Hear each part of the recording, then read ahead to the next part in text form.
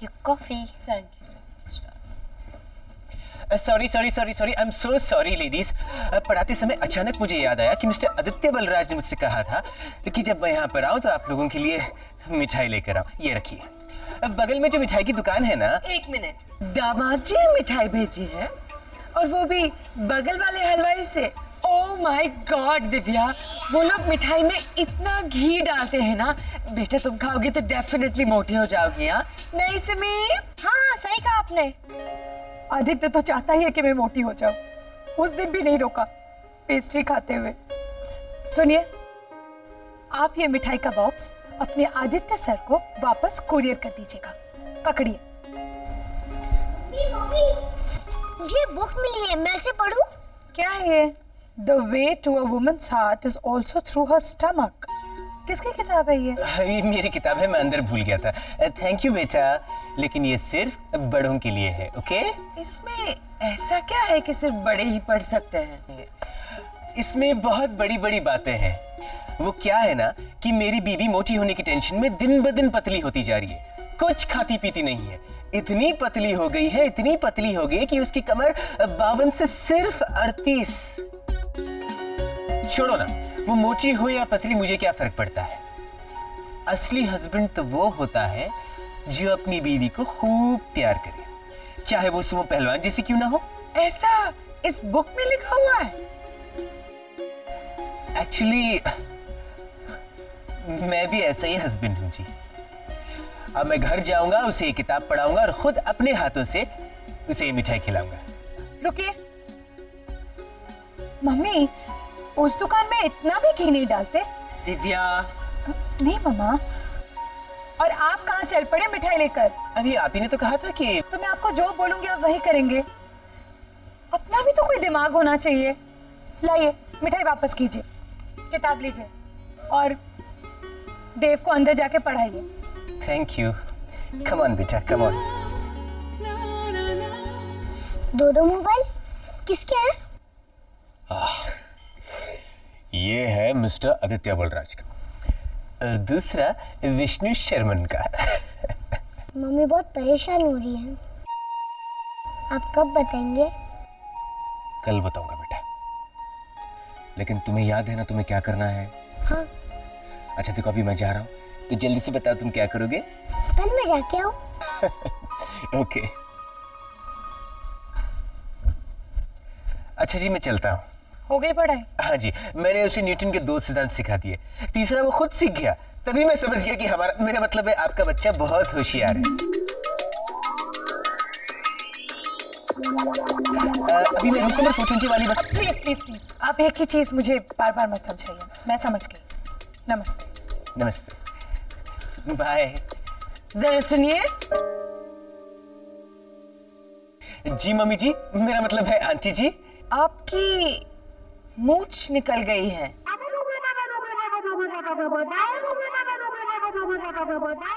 मैंने कहा आपकी मूंछ निकल गई है।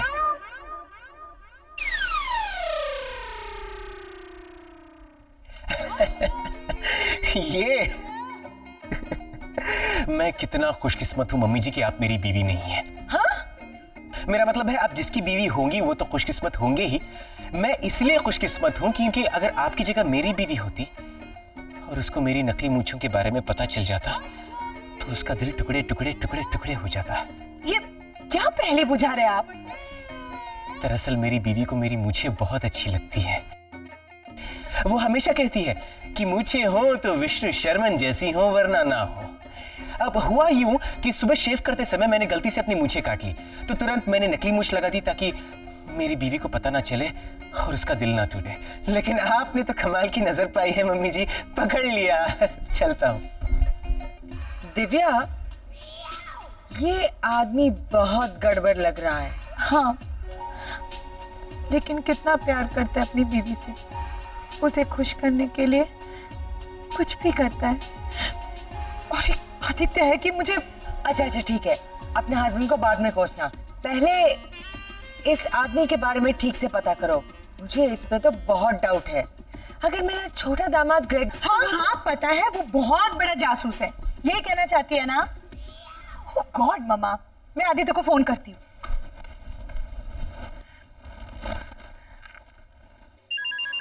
बाप रे, पापा मोबाइल भूल गए और मम्मी का फोन आ रहा है। मेरा फोन है ना, इसलिए फोन नहीं उठा रहा है जानबूझकर। कोई बात नहीं, मैं घर पे फोन करती हूँ और शांतनु भैया से बात करती हूँ।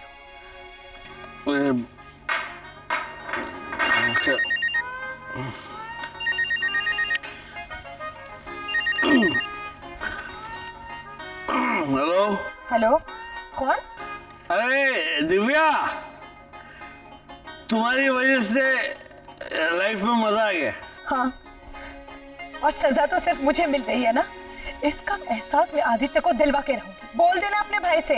मैं कैसे बोलूं? वो उधर दिल्ली में 6 बोतल पीकर उल्टा पुल्टा बोल रहा है। 6 बोतल पानी पी गया हुई।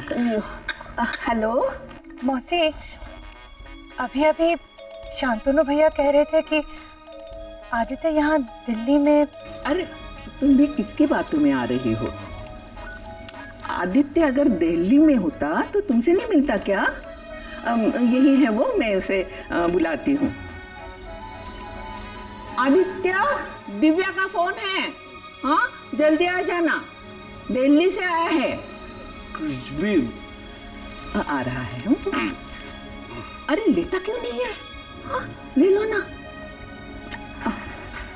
आता ही होगा। मैंने सब सुन लिया है। मुझसे बात ना करने का इशारा कर रहा है ना आपको? कह दीजिए उनसे कि मुझे उनकी कोई परवाह नहीं है। बाहर में जाए वो। उससे कहिए सामान ना तोड़े। मुझे उससे बात करने का कोई शौक नहीं है मौसी। मैंने तो सिर्फ इसलिए फोन किया क्योंकि उसने देव के लिए अपने जैसा ही बेवकूफ टीचर भेजा है जो नकली मूंछ लगाता है। नहीं, उसकी मूछें नकली है लेकिन आदमी असली है। उसकी बातों पर भरोसा कर। हाँ?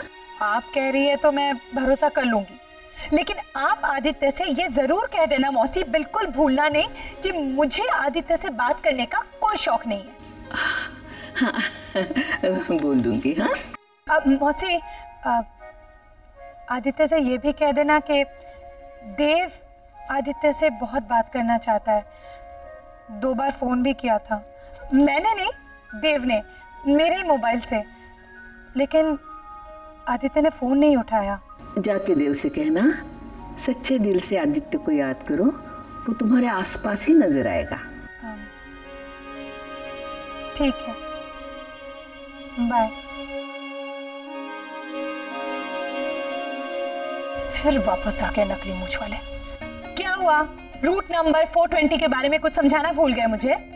I can explain. अचानक मुझे ख्याल आया कि मेरी बीवी मुझे फोन कर रही होगी। मैंने जेब टटोली तो मेरा मोबाइल नहीं मिला। तभी मुझे रियलाइज हुआ कि मोबाइल कहीं यहीं पे कहीं छूट गया हो। ये लीजिए, आपकी वाइफ का फोन आया था पापा।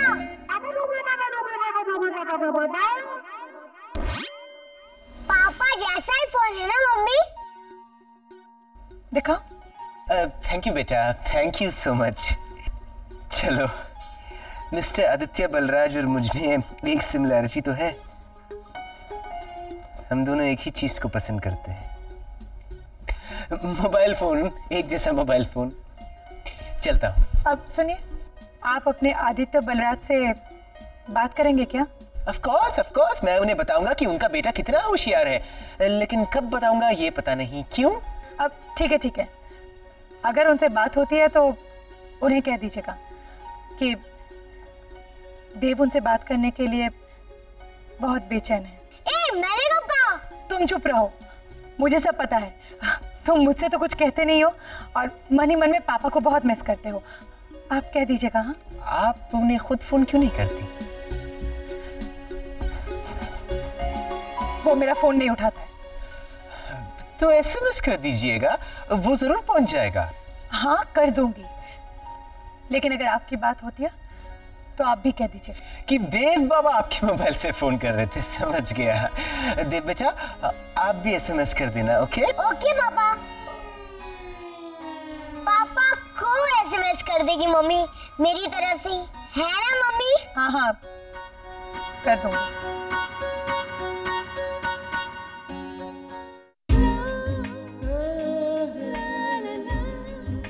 आएगा। एसएमएस तो जरूर आएगा। हाय, कैसे हो? बिल्कुल तुम्हारी तरह। चाहो तो फोन कर सकते हो मैसेज के बजाय। अब मैं ना ही एसएमएस करूंगा और ना ही फोन। अब तो मैं सिर्फ बेचैन करूंगा।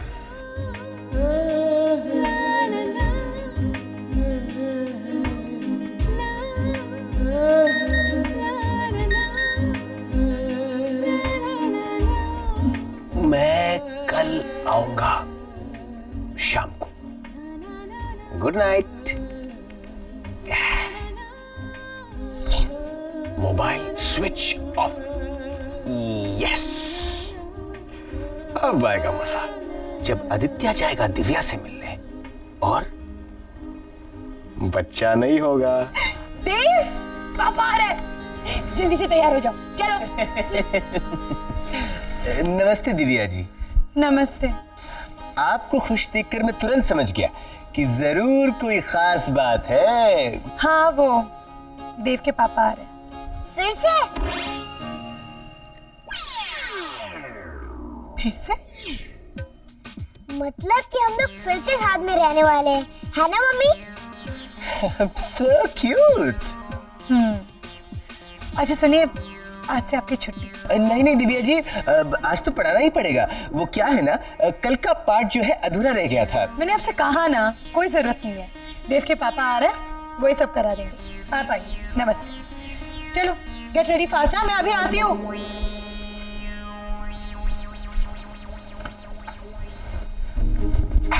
अब आएगा कहानी में ट्विस्ट जब हम दोनों हो जाएंगे रफू चक्कर। कौन? Nice, very nice. क्या नाइस है जी? आपका पंच गायब हो गया। हाँ, मैं भूल गया आज पेट।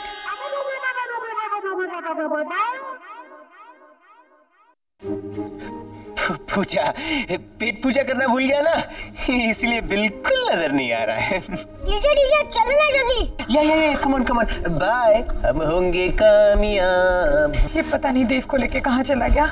अब मैं नाइस। नाइस नाइस क्या कर रही हो तुम? मेरा बेटा नहीं मिल रहा है। और नाइस नाइस, मेरा बेटा नहीं मिला ना, तो मैं क्या करूं? मम्मा कहाँ चली गई? मम्मा! अब दिव्या बेटा, मैंने अभी पता किया है, 420 जैसी कोई बस नोएडा से नहीं आती। इनफैक्ट 420 का मतलब ही तो फ्रॉड है। मैंने तुम्हें पहले ही कहा था कि वो आदमी मुझे गड़बड़ लग रहा है, लेकिन तुमने तो मेरी बात सुनी ही नहीं। अब की ना गलती नहीं सिमी? हाँ सही कहा आपने। चुप, गलती तो मैंने यहाँ आके की है, तुम्हारे बहकावे में आके। इससे अच्छा तो मैं वहीं रहती, मोटी हो जाती पेस्ट्री खा के। बेटा वो मैगजीन बाहर में गया, वो मैगजीन बकवास है वो सब। मम्मा, मैं ही बेवकूफ थी कि मैगजीन की बातों में आ गई। फाड़ दूंगी मैं वो मैगजीन ना। मैं तुम खड़ी मुंह क्या देख रही हो? कुछ करो ना। मम्मा, आदित्य आ रहा है शाम को, आते देव करेगा, मैं क्या करूंगी? Oh God, Aditya.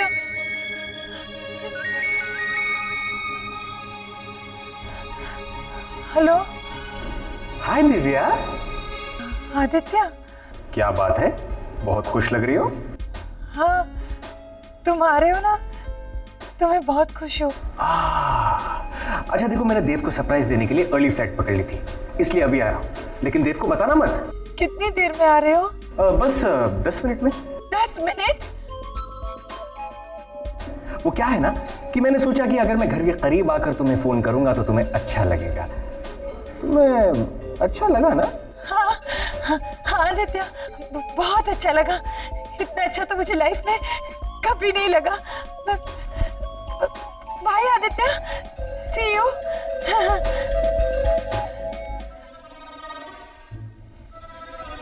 अब बोल नाइस की बच्ची। आदित्य 10 मिनट में आ रहा है, कहाँ से लाऊं मैं देव को 10 मिनट में? आदित्य मार डालेगा मुझे। पता नहीं ये स्टूपिड विष्णु शर्मा मेरे बच्चे को लेके कहाँ चला गया। करूंगी। गाड़ी में ही बैठना, ओके? अब आएगा हमारे ड्रामे का क्लाइमैक्स। मैं तुम्हारी मम्मी से जाके ये पूछूंगा कि देव कहाँ है, और तुम्हारी मम्मी ये कहेगी कि अरे वो तो विष्णु शर्मन के साथ गया है। और उसके बाद मैं क्या बोलूंगा और तुम्हें क्या करना है, तुम्हें पता है ना? यस।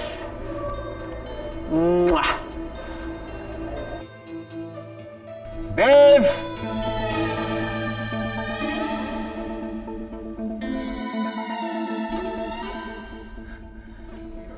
आदित्य, आदित्य, अब तुम तो 10 मिनट बाद आने वाले थे ना? एग्जैक्टली। लेकिन मैंने सोचा कि देव के साथ साथ तुम्हें भी सरप्राइज दे दूं, तुम्हें अच्छा लगेगा। देव आता ही होगा, यही कहिए, बस 2 मिनट। तो तब तक क्या मैं यहीं खड़ा रहूं? नहीं नहीं, नहीं अंदर आइए ना, आइए ना। हालांकि अब मेरा छोटा दामाद कभी मेरे कहने का इंतजार नहीं करता, अब सीधा आके टॉयलेट में घुस जाते हैं, नहीं सिमी? हाँ सही कहा आपने। मामा, अपने छोटे दामाद का जिक्र प्लीज मत करो। मम्मी को मन डांटो Divya, she is a respectable lady. एक बात तो है दिव्या,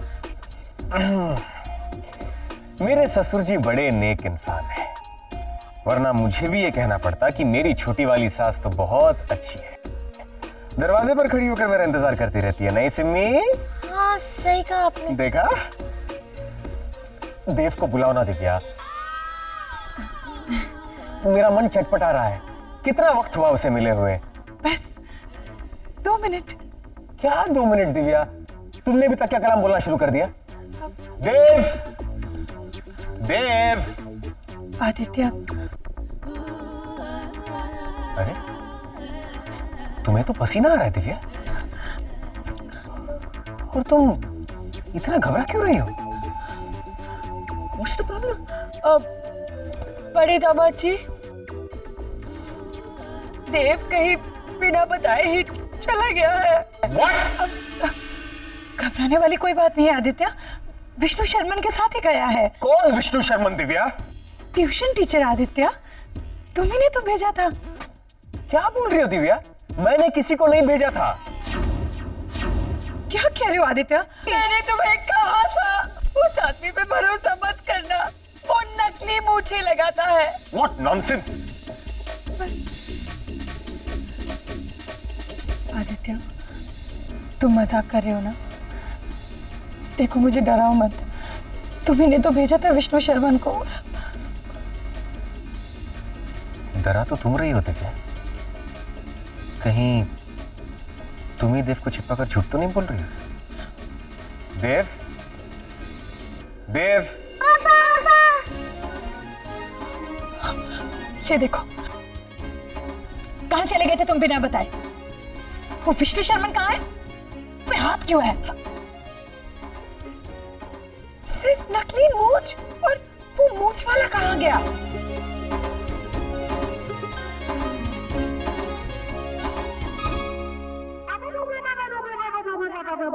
ये रहे। आदित्य तुम? नाइस।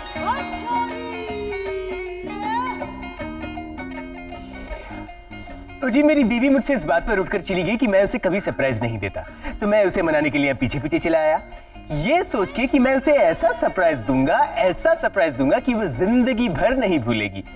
ये न्यूटन का। आदित्य, मेरा छोटा दामाद कभी ऐसा मजाक नहीं करता, नहीं सिमी? चली गई। देखा? Welcome home, welcome home. ये संभाल के।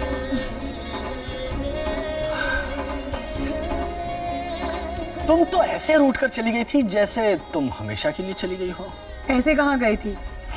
और दिव्या, अगर आदि वैसे ही सोचता जैसे तुमने सोचा तो तुम हमेशा के लिए दिल्ली में रह जाती। वो दिव्या वहीं रह गई, ये नई दिव्या है। आज से मैं इस घर को नए सिरे से संभालूंगी। समझ लीजिए कि आज इस घर में मेरा पहला दिन है। तो आपका नए सिरे से गृह प्रवेश कराया जाएगा। तुम्हें पता है दिव्या, तुम्हारे जाने से हम लोग तो अपसेट थे ही, लेकिन आदि सबसे ज्यादा अपसेट था। तो मैंने कहा आदि से, आदि तेरी सारी टेंशन मुझे दे दे। मेरी टेंशन प्लस आदि की टेंशन पीना पड़ेगा डबल। चलिए, मैंने आपके लिए एक सरप्राइज तैयार किया है। आज फिर से पहली बार आप ससुराल आई हैं, इसलिए मैंने आपके कमरे को डेकोरेट किया है। How sweet. सुहागरात के लिए। मेरी गैर मौजूदगी में तुमने इस घर को बहुत अच्छे से संभाला है। आपके बाद तो हमारी ही जिम्मेदारी बनती है ना भाभी। हर चीज आपको वैसे ही मिलेगी जैसी आप छोड़ कर गई थी। आपके कमरे को भी मैंने लॉक करके रखा था, क्योंकि ट्रेजेडी क्वीन और कॉमेडी किंग उसे तो ताश का अड्डा बनाना चाहते थे, और चाबी मैंने जानकी मौसी के पास छोड़ दी। उनके सामने तो किसी की नहीं चलती। लेकिन कॉमेडी किंग कुर्ता लेके गए थे आदित्य भैया का, जब मैं रूम डेकोरेट कर रही थी। मैंने रोकना चाहा तो ट्रेजेडी क्वीन की ट्रेजेडी शुरू हो गई। अब तो कपड़े भी कम पड़ने लगे हैं। जो कुछ है वॉशिंग मशीन में डाला है, और वॉशिंग मशीन बंद हो गई है। अब ये मैं कैसे बताने जाऊं? जाने दो किन्नरी, कुर्ता ही तो लिया है ना। अच्छा ये बताओ, घर में सब खुश है ना? जी। लेकिन हम दोनों से ज्यादा खुश कोई नहीं।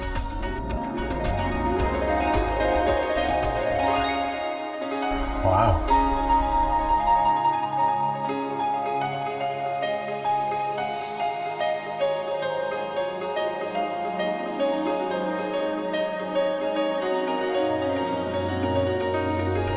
अमेजिंग।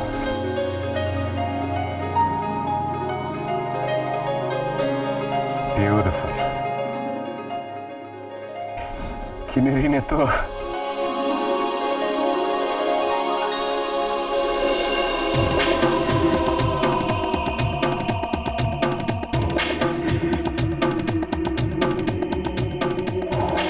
बिता लो कुछ पल अपनी औलाद के साथ, उसके बाद शमशान पहुंचा वहां से। आपके बच्चे को 6वें साल में कहाँ थे?